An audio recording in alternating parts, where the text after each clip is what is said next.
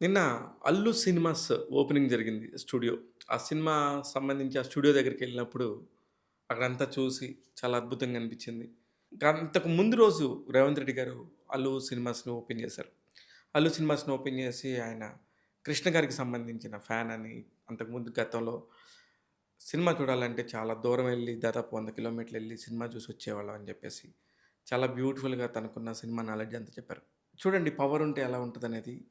ఇద్దరిని ఒకసారి మనక మొత్తం మీరు గమనిస్తే గనుక మీరు కూడా ఒకసారి గమనించండి. ఒకసారి వికీపీడియా చూడండి. లేకపోతే రేవంత్ రెడ్డి గారు ఎప్పుడొచ్చారు ఇండస్ట్రీకి? ఆయన పవర్ ఇండస్ట్రీకి అంటే ఆయనకి ప్రజలతోని సంబంధం ఉంటది. అల్లు అర్జున్ గారికి ప్రేక్షకులతోని సంబంధం ఉంటది. ఇద్దరికి ఉండేది ప్రజలతోనే.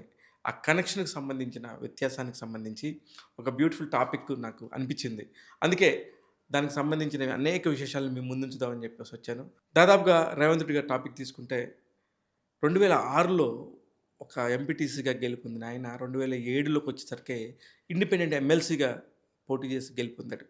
ఎమ్మెల్సీగా గెలుపొందిన తర్వాత టీడీపీలోకొచ్చారు. అక్కడి నుంచి 10 ఏళ్ల పాటు టీడీపీని అంటిపెట్టుకొనున్నారు. 2017లో ఆయన టీడీపీకి రిజైన్ చేసి అప్పటికి ఇంక తెలంగాణలో టీడీపీ ఉండే పరిస్థితి లేదు అని నిర్ణయించుకున్నాక ప్రత్యామ్నాయంగా ఆయన కాంగ్రెస్ పార్టీకి మొగ్గు చూపాల్సొచ్చింది.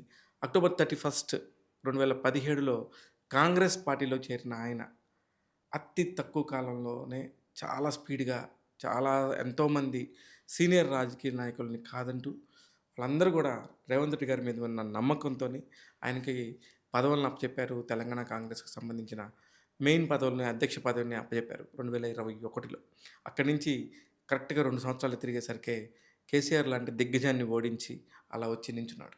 ఇకపోతే స్టార్ అల్లు అర్జున్ గారి దగ్గరికొద్దాం.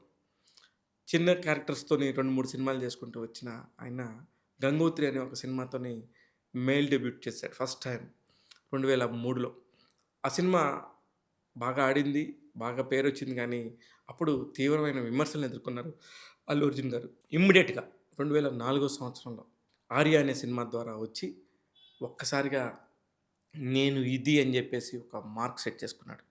ఆయన గూడా అంతే 2004 నుంచి ఇంకా ఎక్కడ వెనక్కి తిరిగి చూడలేదు. సుకుమార్ గారు ఆయన జీవితంలో ఎంత ఇంపార్టెంట్ 'ఆర్య', 'ఆర్య 2', 'పుష్ప', 'పుష్ప 2' ఇలాంటి ఒక అద్భుతమైన సినిమాలను చేసుకుంటూ ఎక్కడి దాకొచ్చాడు.